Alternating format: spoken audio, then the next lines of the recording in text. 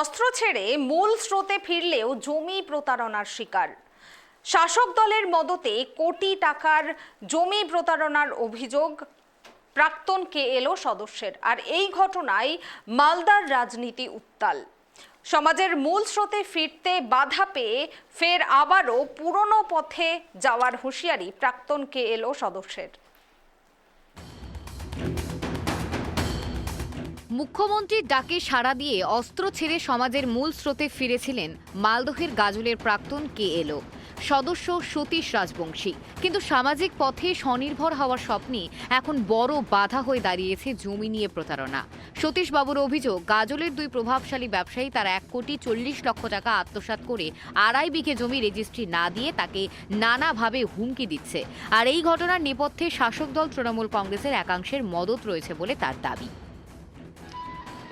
জায়গা বুঝিয়ে দিয়েছে কিন্তু রেজিস্ট্রি দিচ্ছে না। বর্তমানে আমাকে জায়গা থেকে, আমরা অ্যাকচুয়ালি রাজবংশী সম্প্রদায়ের লোক, শান্তিপ্রিয় লোক, ওরা জানে ভালো করে যে এরা ঝামেলা জুট করতে পারে না। আমাকে বর্তমানে এই জায়গা থেকে আমাকে বিতাড়িত করতে চাইছে। ওই যে অমিত প্রসাদ আর সুমিত প্রসাদ।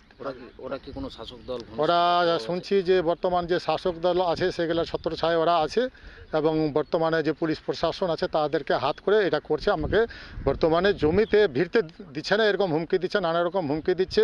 এবং বাড়িতে যদি আমি রেজিস্ট্রির কথা বলতে যাই তাহলে ডাকাতি কেসে ফাঁসিয়ে দিবে, মহিলার রেপ কেসে ফাঁসিয়ে দেবে, এরকমও আমাকে হুমকি দিচ্ছে। আমাদের যে গাজল থানা, এই প্রশাসনের সহযোগিতা নিয়ে আমাদের এই জনজাতি মানুষের উপরে এই প্রতারণা, এটা খুবই দুঃখজনক এবং হতাশাজনক।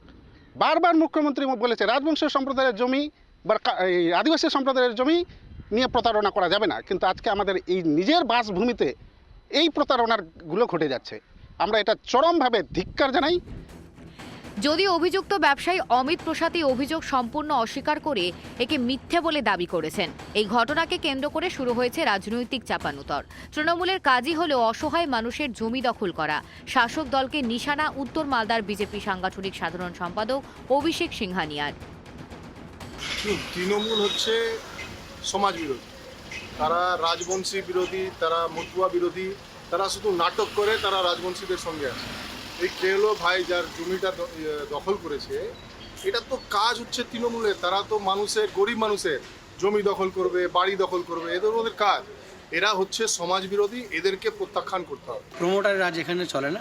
এটা কেউ বা বিরোধীরা বা কেউ অন্যরা কেউ কালেমালে তো চেষ্টা করছে, এটা করে কিছু পাবে না।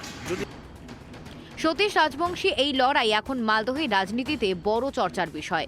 মূল স্রোতে ফেরা একজন মানুষের ভবিষ্যৎ কি এভাবেই প্রশাসনিক ও রাজনৈতিক জটিলতায় অন্ধকারে তলিয়ে যাবে, উঠছে সেই প্রশ্ন। Bureau report, KTV Bangla.